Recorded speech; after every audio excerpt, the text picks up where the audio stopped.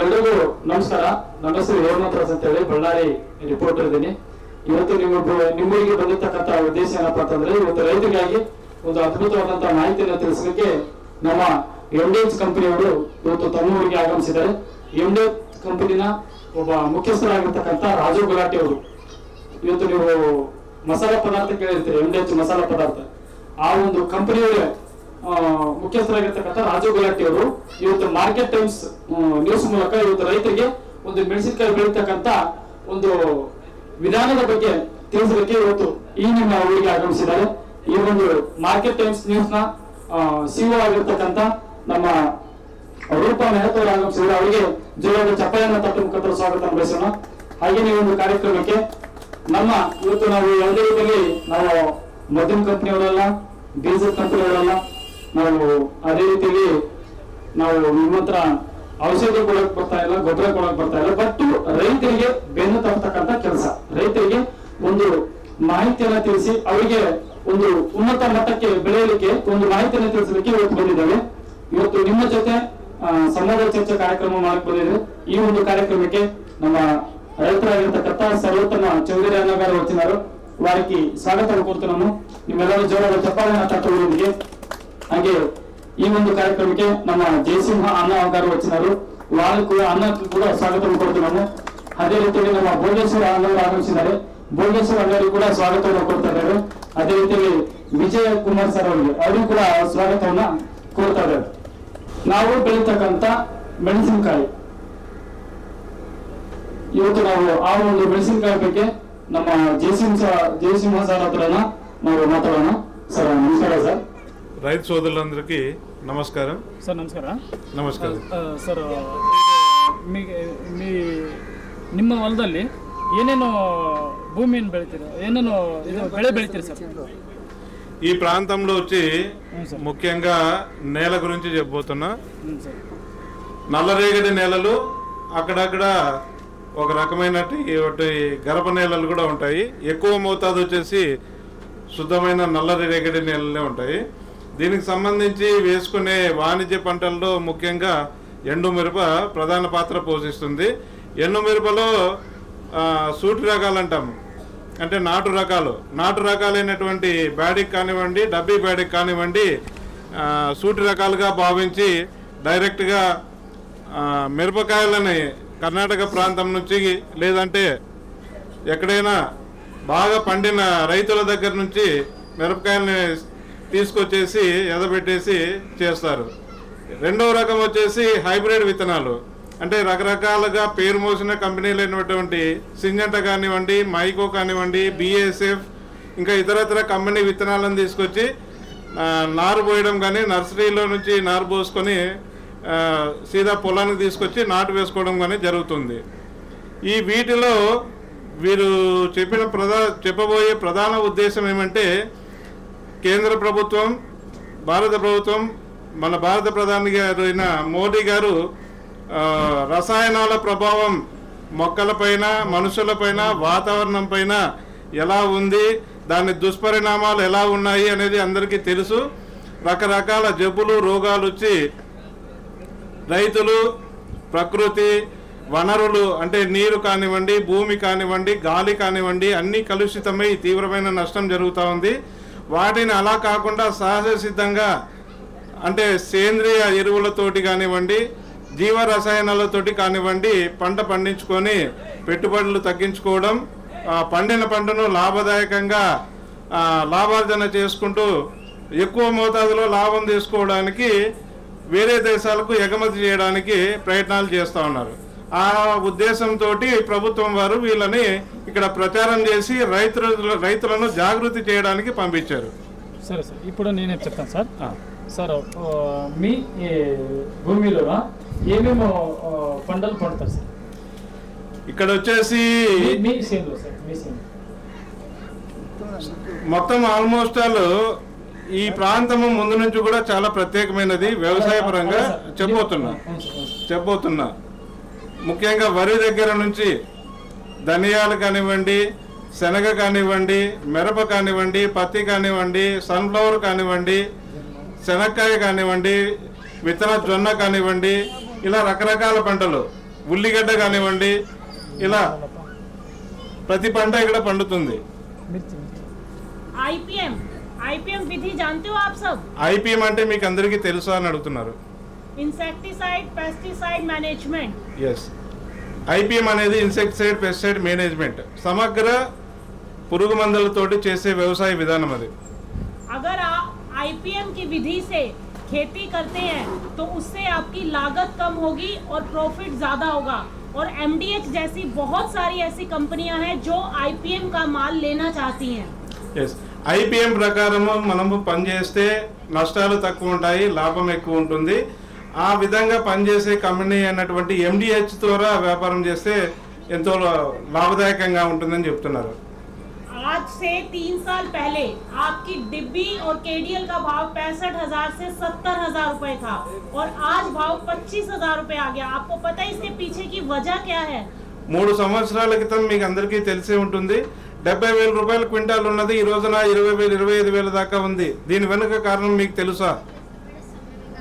Pesticide जो दवाइयों का आप छिड़काव कर रहे हो उसके चलते जो कंपनियां आपसे माल खरीद रही थी वो आगे एक्सपोर्ट कर रही थी, दूसरे देशों में भेज रही थी. लेकिन पेस्टिसाइड की मात्रा ज्यादा होने से एक्सपोर्ट कम हो गया है, बाहर माल नहीं जा रहा, इसलिए भाव नीचे आया है. డైరెక్ట్ గా ఏం చెప్తున్నారంటే రసాయనాలను ఎక్కువ మోతాదులో వాడి పంటలపైన పిచికారీ చేసి నష్టాన్ని ఎక్కువ తెచ్చుకుంటున్నాం, పెట్టుబడులు ఎక్కువ పెంచుకుంటున్నాం, బయటకు ఎగుమతి చేయడానికి వెళ్తే అక్కడ తీసుకోవడం లేదు. దీని వెనుక మీకు కారణాలు తెలుసా అని అంటున్నారు. इसीलिए एमडीएच ने ये जागरूकता अभियान चलाया है जो कि हमने पहले राजस्थान और हरियाणा में किया है आईपीएम, जिसके रिजल्ट्स बहुत अच्छे हैं. उसके बाद हम कर्नाटक और आंध्र प्रदेश में आए हैं. ఎండిహెచ్ కంపెనీ ఇంత మునుపు 3 సంవత్సరాల కిందటంతా కూడా హర్యానా రాజస్థాన్లో వ్యాపారం చేసేవాళ్ళు. ఇప్పుడు కర్ణాటక మన ప్రాంతంలో కూడా చేయాలని చెప్పి ఉద్దేశంతో వచ్చారు. क्योंकि अभी जो आप माल जिस तरीके से आप खेती कर रहे हो उससे आपकी जमीन खराब हो रही है, ये सब आप सबको पता होगा. మీకు అందరికీ తెలిసే ఉంటుంది, ఈ రసాయనాలతోటి వ్యవసాయం చేస్తూ ఉంటే జరిగే నష్టం గురించి మీకు అందరికీ అవగాహన ఉంటుంది అనుకుంటున్నాం. लेकिन आप सबको इंस्टेंट रिजल्ट चाहिए. మీకు అందరికీ ఇమీడియట్ గా అప్పటికప్పుడు తొందరగా ఫలితం కావాలనుకుంటాం. यही कर रहे हो ना अभी आप लोग. खेतों में अगर कोई भी बीमारी लगती है तो आप पेस्टिसाइड का छिड़काव करते हो, दवाइयों का. आपसे एक सवाल है मेरा, आपको दवाइयों का छिड़काव किसके कहने पे करते हो? कोई बताना चाहेगा कि किसके कहने पर आप दवाई डालते हो? మీకు తెలిసే ఉంటుంది, ఏదైనా తెగులు వచ్చిందా లేదంటే పురుగు మందు తీసుకొచ్చి డైరెక్ట్ గా మనం స్ప్రే చేస్తూ ఉంటాము. దాని పరిణామాలు కానీ ఏమవుతాయి ఏంది అనేది మీకు అందరికీ తెలిసే ఉంటుంది. మీరు ఎవరైనా చెప్పగలుగుతారా? किसके कहने पे डालते हो दवाई? పురుగు మందులు అనేవి మనం స్ప్రేయింగ్ చేస్తాం, ఎందుకు చేస్తామో మీకు తెలుసా? ఎవరైనా ముందుకు వచ్చి చెప్పగలరా? ఎవరన్నా రండి, మీకు వచ్చిన భాషలోనే చెప్పొచ్చు, భయపడేది ఏం లేదు. పరీక్ష కాదు కదా ఇది భయపడడానికి. రండి. मेडिकल वाले से पूछ के डालते हो ना, दवाई वाली कंपनी दुकानों से. అంగళ్ళతో పురుగు మందులు అంగళ్ళతో వాళ్ళని అడిగి మనం మందులు కొడతాం కదా, ऐसा ही कर रहे हो ना? అలాగే చేస్తున్నారు కదా. और वो आपको बताता है कि आपको 0.5 ml दवाई डालनी है तो आप 3-4 गुना ज्यादा दवाई डालते हो. ऐसा करते हो आप सब? 5 ml మందు వేయాలంటే దానికి 3-4 ఇంతలు ఎక్కువగా వేస్తున్నారు. కరెక్టేనా అని అడుగుతున్నారు. చెప్పండి, నేను తెలుగులో చెప్తున్నాను, చెప్పేదానికి జవాబు చెప్పండి, మాకు కూడా అర్థమవుతుంది మీకు అర్థమవుతుంది అంటున్నారు. కరెక్టా? अब एक और सवाल है, जब आपके घर में कोई बीमार होता है, बच्चा बीमार होता है या आप बीमार होते हो या घर का कोई भी सदस्य बीमार होता है, तो आप दवाई किसके कहने पर लेते हो? ఇంట్లో ఎవరైనా పిల్లలు కానీ పెద్దలు కానీ మీరు కానీ ఎవరైనా జబ్బు పడితే దానికి ఏదైనా కానీ ఔషధం వేస్తాము. ఎందుకు వేస్తాము, ఎలా వేస్తాము, మీకు ఏమైనా అవగాహన ఉందా? किसके कहने पे लेते हो दवाई? ఏ కారణంతో మనం మందు వాడతాం చెప్పండి. జబ్బు బట్టా ఏ దాన్ని?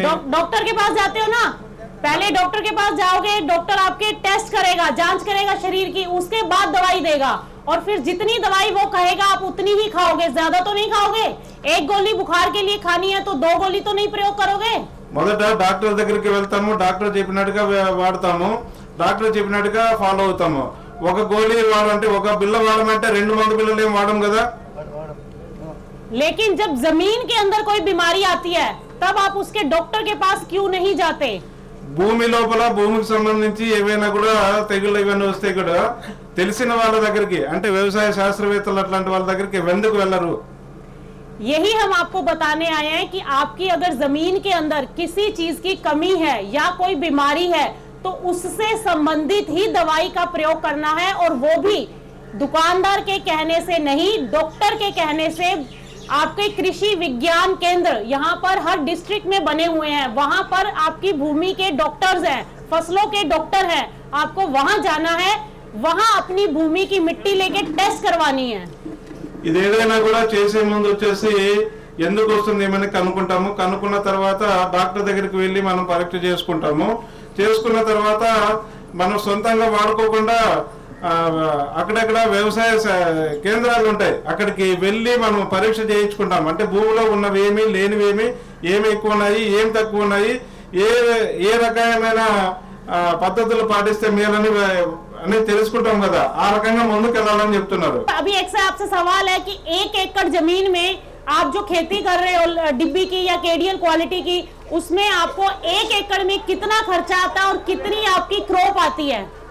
మీరు ఒక ప్రశ్న వేయదలుచుకున్నాము. 1 ఎకరానికి సాగు చేయడానికి ఎంత ఖర్చు అవుతుంది, దాన్ని ఖచ్చితంగా చెప్పగలరా? చెప్పండి రైతులకు మీ ప్రశ్న.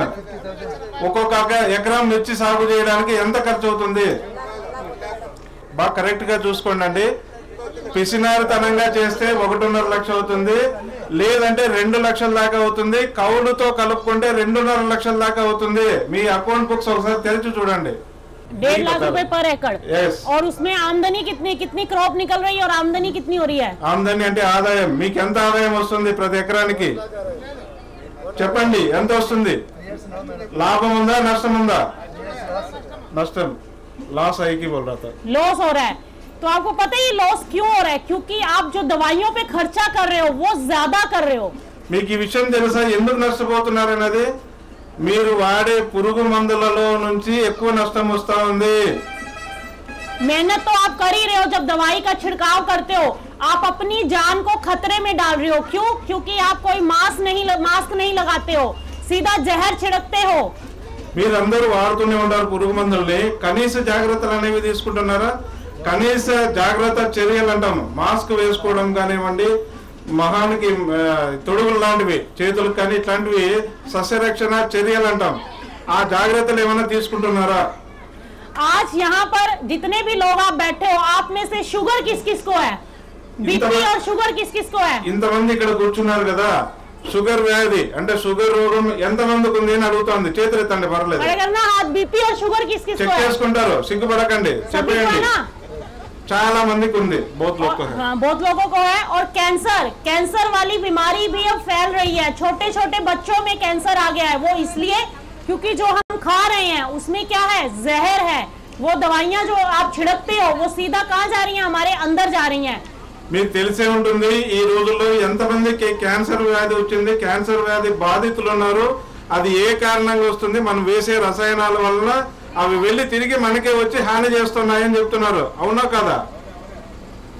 इसलिए ये एक बहुत बड़ी चिंता का विषय बन चुका है, क्योंकि ये जो हम काम कर रहे हैं जमीन पर आकर आप लोगों से रूबरू हो रहे हैं वो इसीलिए हो रहे हैं क्योंकि बड़ी बड़ी कंपनियां बहुत चिंतित हैं। और कंपनियां ही नहीं, सरकार भी, मोदी जी का भी यही उद्देश्य है कि आप लोगों को इन सब चीजों से बचाया जाए। ఇది చాలా చాలా ఆలోచించాల్సిన విషయము, ఈ విషయాల గురించి బాగా తెలియజేసి మేలుకొల్పి మంచి చేయాలి, మంచి జరగాలి, మంచి లాభదాయకంగా తీసుకెళ్లాలని భారత ప్రధానమంత్రి మోదీ గారి ఆలోచన, ఆ ఉద్దేశంతోనే ఇక్కడికి పంపించి అందరినీ మేలుకొల్పాలని చెప్పి ప్రయత్నం చేస్తున్నాం అంటున్నారు। आप जितने भी लोग यहाँ बैठे हैं आप सबको अच्छे से खेती करनी आती है, हम आपको खेती करनी सिखाने नहीं आए हैं। ఇక్కడ చాలా మంది వచ్చారు కదా, మీ అందరికీ సేద్యం బాగా చేయడం వచ్చు, సేద్యం నేర్పించడానికి అయితే రాలేదు ఇక్కడ। हम बस आपको ये याद करवाने आए हैं कि जो जिस तरीके से खेती आपके बाप दादा किया करते थे पिछले जमाने में, उसी खेती को वापस से करने का समय आ गया है। ఇక్కడ ఏమి ఎందుకు వచ్చామంటే మీరు చేస్తున్నారు, చేసేదాన్ని మీకు ప్రత్యేకంగా గుర్తు చేయడానికి రాలేదు, బాగా చేయాలి। అంతకు ముందు తరాలలో అంటే మన నాన్న తాతల కాలంలో వ్యవసాయం ఎలా చేసేవాళ్ళు ఆ విధానాన్ని ఇంకొకసారి గుర్తు చేయాలని చెప్పి వచ్చాము। అంటే అంతకుముందు ఇప్పుడు ఈ రోజున మనం ఆర్గానిక్ వ్యవసాయం అంటాము, సేంద్రియ వ్యవసాయం అనేసి తెలుగులో చెప్పుకుంటాము. అంటే వాళ్ళు పాత రోజుల్లో ఏ రకంగా చేసేవాళ్ళో ఆ రోజునే గుర్తు చేయడానికి వచ్చామని చెప్తున్నారు. देखिए, आपको आज इस चीज को समझना होगा. अगर आप आज नहीं समझेंगे तो आने वाले कुछ समय में आप ही की जमीन आपको समझा देगी, क्योंकि वो बिल्कुल भी उत्पादन नहीं देगी. अभी तो आप दवाइयों से उत्पादन ले रहे हैं, लेकिन थोड़े समय बाद यही खर्चा 4 गुना बढ़ जाएगा और प्रोडक्शन गिर जाएगा. ఇప్పుడు కనుక మీరు మేల్కోలేకపోతే రానున్న రోజుల్లో మీ భూమి మీకు మేల్కొల్పేలా చేస్తుంది. ఎలాగంటే రకరకాలుగా 4 ఆదాయాన్ని నష్టాన్ని తెచ్చే రకంగా ఆదాయాన్ని తగ్గించే రకంగా ప్రయత్నం చేస్తుంది. तो इसीलिए हम ये कहना चाहते हैं आप लोगों से कि आप लोग आईपीएम धीरे धीरे कन्वर्ट हुई. देखिए, करना तो ऑर्गेनिक पड़ेगा, आज नहीं तो कल आपको ऑर्गेनिक में आना होगा. इसीलिए अभी से शुरुआत कीजिए, पहले आईपीएम अपनाइए, आईपीएम के बाद धीरे धीरे ऑर्गेनिक में कन्वर्ट होना है. ఇప్పుడు ఏమందంటే ఇప్పుడు కాకపోతే ఇప్పుడు మేల్కోలేకపోతే మరి ఇప్పుడు మేల్కోలేరు. ఐపీఎం అనే విధానంలోకి కనుక మనము మారకపోతే తీవ్రమైన నష్టాలను ఎదుర్కోవాల్సి వస్తుంది. నిదానంగా ఐపీఎం విధానానికి మనం అలవాటు పడాలి. एफआईआर नाम सुना सबने? ఎఫ్ఐఆర్ అంటే తెలుసు కదా. ఎఫ్ఐఆర్ అనేసి ఫస్ట్ ఇన్ఫర్మేషన్ రిపోర్ట్. पुलिस वाली एफआईआर नहीं, ये पुलिस वाली एफआईआर नहीं, ఇది పోలీసు వాళ్ళు రాసే ఎఫ్ఐఆర్ కాదు. FIR means fungicide, insecticide, rhizobium. FIR అంటే फंगिसाइड, इंसेक्टिसाइड, राइजोबियम. यानी कि जो सीड आप लेकर आते हैं, देखिए आपको कैसे थोड़ा सा समझदार बनना है, थोड़ा सा चालाक बनना है अपनी जमीन को ठीक करने के लिए. ఇవన్నీ తెలుసుకోవాలి, చలాకీగా ఉండాలి. దాన్ని తెలుసుకొని చేసుకుంటే ఉపయోగం ఉంటుందని చెప్తున్నారు. यानी आप सबसे पहले किसी अच्छी कंपनी का बीज लेकर आइए. ఏదైనా కానీ అత్యుత్తమమైన కంపెనీ నుంచి అంటే మంచి కంపెనీ నుంచి విత్తనాన్ని తీసుకోండి. उसके बाद आपको बीज की सॉर्टिंग करनी है, छांटना है कौन सा बीज सही है और कौन सा सही नहीं है. దాన్ని మనం గ్రేడింగ్ చేసుకుంటాం. ఏ విత్తనాన్ని ఎంపిక చేసుకునేటప్పుడు ఏది బాగుంది ఏది బాగలేదని చెప్పి తెలుసుకోవాలి. ग्रेडिंग करने के लिए आप जो बीज लेके आएंगे उसको सबसे पहले एक नमक वाले पानी में डाल दीजिए किसी टब के अंदर. ఉప్పు నీళ్ళు తీసుకోండి. తీసుకున్న తర్వాత మనము ఎంపిక చేసుకున్న విత్తనాన్ని దాంట్లో వేయాలి. उसके ऊपर जो बीज काम का नहीं होगा वो ऊपर तैरने लगेगा, आपको उसको निकाल के फेंक देना और बाकी बीज को छाया में सुखा लेना है. ఉప్పు నీటిలో వేసిన వెంటనే తేలికైన విత్తనాలు పైకి తేలుతాయి. పైకి తేలిన విత్తనాలను పక్కకు తీసి పడేయాలి. బాగున్న వాటిని తీసుకోవాలి. अगर आप ऐसा करेंगे तो जो बीज आपके पास बचेगा वो 80 से 90% जर्मिनेशन वाला होगा. మీరు అలా చేస్తే అత్యుత్తమైన విత్తనాలు మనకు అందుబాటులో ఉంటాయి. 80 నుంచి 90% విత్తనాలని మనం వాడుకోవడానికి ఉపయోగంగా ఉంటాయి. उसके बाद जैसे अगर हमें कभी कोई शरीर में अगर हम मान लीजिए हमें ठंड लगती है तो हम अपने शरीर को ठंड से बचाने के लिए ऊपर स्वेटर का प्रयोग करते हैं. उसी तरह से बीज को किसी भी बाहरी अटैक से बचाने के लिए पहले ही उसके ऊपर कोटिंग करनी है. మనం చలేసిందంటే ఏం చేస్తాము? స్వెటర్ లాంటిదో దుప్పటి లాంటిదో ఏదైనా కప్పుకుంటాం. అలాగే విత్తనానికి కూడా రక్షణ కావాలి. రక్షణ కవచాన్ని కల్పించాలి అంటే దానికి కూడా కొన్ని రకమైన మందులతోటిది కోటింగ్ చేయాల్సి వస్తుంది. కార్బండిజం మీకు తెలుసు కదా. इंसेक्टिसाइड के लिए ये आपको जो भी दवाइयां इंसेक्टिसाइड के लिए यूज करनी है वो आप जो बाद में यूज करते हैं उससे पहले आपको बीज के ऊपर उसकी कोटिंग करनी है. वो अभी आपको इस वीडियो में दिखाया जाएगा कि आपको कैसे करना है. విత్తనాన్ని మనం విత్తన శుద్ధి అంటాం. విత్తన శుద్ధిని దేంతో చేస్తాం? కార్బండిజం అని చేస్తాం. కార్బండిజం అనే మందుతోటి उसको जब भी आप उसकी कोटिंग करेंगे आप हाथों में दस्ताने पहनकर उस दवाई को अच्छे से बीज के ऊपर लगाएंगे, फिर उसको 2 घंटे के लिए छाया में सुखाएंगे. కార్బండిజం అంటే వేరే ఏమీ కాదు. కార్బండిజం అనేది బావిస్టాన్ని కాకుండా దానికి వాటికి సరిపోయే మందులు కూడా చాలా ఉంటాయి. అట్లాంటి వాటిని మందు తీసుకొని విత్తనాలని బాగా శుద్ధి చేసి ఒక 2-3 గంటలు నీడలో ఛాయ అంటే నీడలో ఆరబెట్టుకోవాలి అని. ट्राइकोडर्मा सुने? ट्राइकोडर्मा या उसके जैसा कोई और, उसको लेके उसके बाद 2 घंटे ये सूख जाए, इंसेक्टिसाइड हो जाए. उसके बाद आपको एफआई फंगिसाइड हो गया, इंसेक्टिसाइड हो गया. उसके बाद राइजोबियम आपको ट्राइकोडर्मा लेना, फिर उसी बीज के ऊपर उसकी भी कोटिंग करनी. वो अभी आपको दिखाएंगे कैसे करनी है. విత్తన శుద్ధిలో మొట్టమొదటిగా నేను చెప్తున్నా తెగుళ్ళ మందులను వాడిన తర్వాత మీ అందరికీ తెలిసే ఉంటుంది ట్రైకోడర్మా కానీ సూడోమోనాస్ అనేవి ఉంటాయి. వీటిని అంటే ముందు తెగుళ్ళ మందులతో చేసి 2-3 గంటలు నీడలో ఆరిన తర్వాత విత్తనానికి పోయే ముందు 1 గంట 2 గంటల ముందు ట్రైకోడర్మా కానీ సూడోమోనాస్ కానీ వాటితో విత్తన శుద్ధి చేసుకుంటే తెగుళ్ళ నుంచి మిగతా దాని నుంచి కాపాడుకోవచ్చు. ये सारा काम करने के लिए आपको 6 घंटे लगेंगे.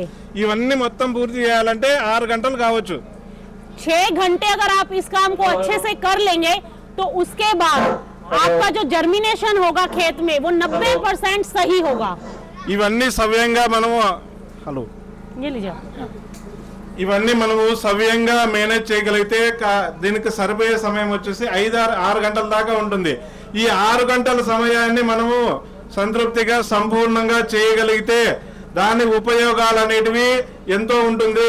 జర్మినేషన్ అంటే విత్తనం మొలకెత్తే శాతము 90% పైగా ఉంటుంది. నష్టపోయే అవకాశము తక్కువ ఉంటుంది. జబ్బు రోగాలు వచ్చే అవకాశం కూడా చాలా తగ్గుతుంది. ऐसा करने से 50 से 60% दवाइयों का खर्चा कम हो जाएगा. ఇలా చేస్తే 50-60% రోగాల నుంచి రక్షణ కల్పించుకోవచ్చు. అంటే పెట్టుబడి రూపాయికి 50 పైసలు 60 పైసల నష్టాన్ని మనం తగ్గించుకోవచ్చు, పెట్టుబడి తగ్గించుకోవచ్చు అని చెప్తున్నారు.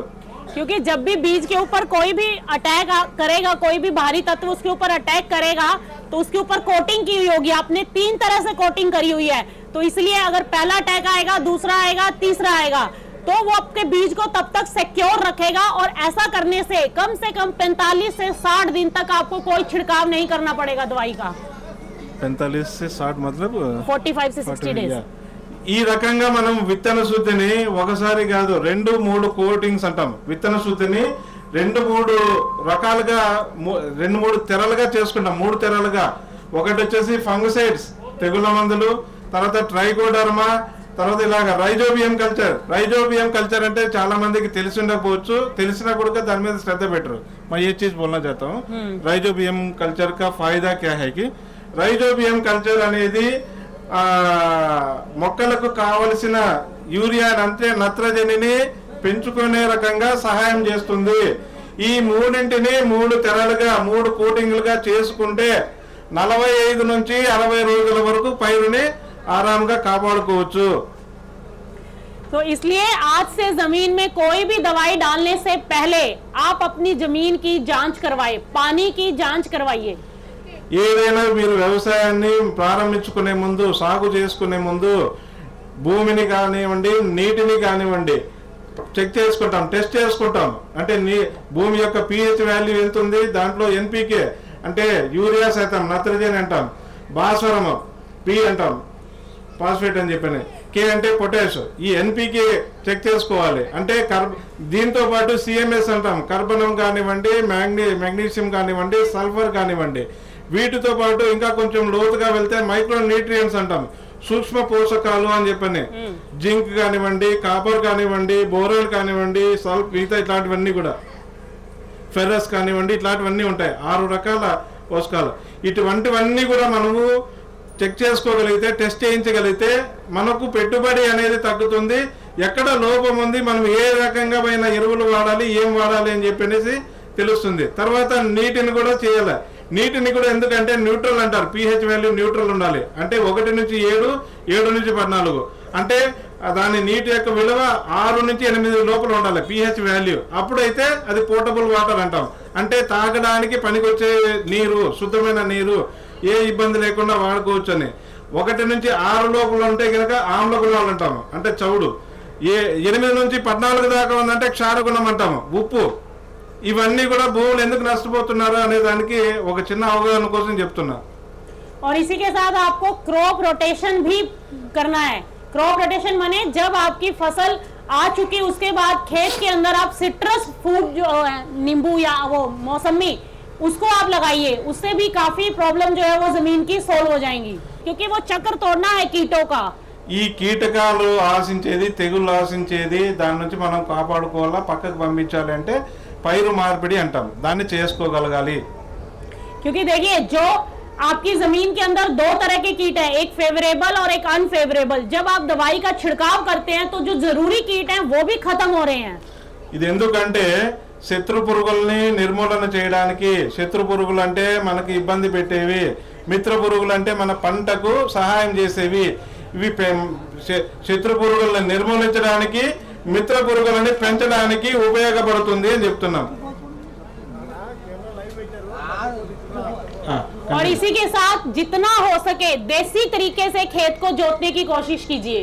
ఏది చేసినా కూడా దేశీయ పద్ధతుల్లో చేయడం మంచిది. जीवामृत नाम सुना है सबने? జీవామృతం మీకు అందరికీ తెలిసే ఉంటుంది. आप सबको बनाना भी आता होगा. చాలా మందికి చేయడం కూడా వచ్చాని అడుగుతున్నారు. చేస్తున్నారు ఎవరైనా జీవామృతం? नहीं ऐसे नहीं कर रहे. लोग सुनता है देखता है टीवी में, ये तो ये चीज नहीं करता है. लेकिन अगर आप उसको करेंगे तो आपकी ही जमीन का फायदा है उससे, क्योंकि ये हमने एक्सपेरिमेंट राजस्थान हरियाणा में किया है. దీన్ని చేసుకోగలిగితే చాలా చాలా లాభదాయకంగా ఉంటుంది, పెట్టుబడులు కూడా తగ్గుతాయి. ఈ ప్రాక్టీస్ అనేది రాజస్థాన్ పరిసర ప్రాంతాల్లో చేస్తున్నామని. एक चीज बोलना चाहता हूँ. రాజస్థాన్ మీకు తెలుసా దేశంలో అత్యల్ప వర్షపాతం. మనమే అంటే మనకు ముత్తాత తాత అది వర్షపాతం చాలా తక్కువ ఉంటుంది. చాలా ఇబ్బందికైన వాతావరణం, నీళ్లు ఉండవు, వేడి వాతావరణము ఇబ్బందిగా ఉంటుంది. అట్లాంటి చోట్ల మనలాగా విచలవిడిగా చేస్తే వాళ్ళు అడుగు తినాల్సిందే. అందుకని చెప్పని సూక్ష్మంలో మోక్షం అంటాం. సూక్ష్మంలో మోక్షం అని ఉన్నంతలో దాన్ని జీవామృతము చేసుకోగలిగితే, జీవామృతం అంటే మన దగ్గర ఇంటి దగ్గరనే దొరికే వాటితోనే చేస్తారు.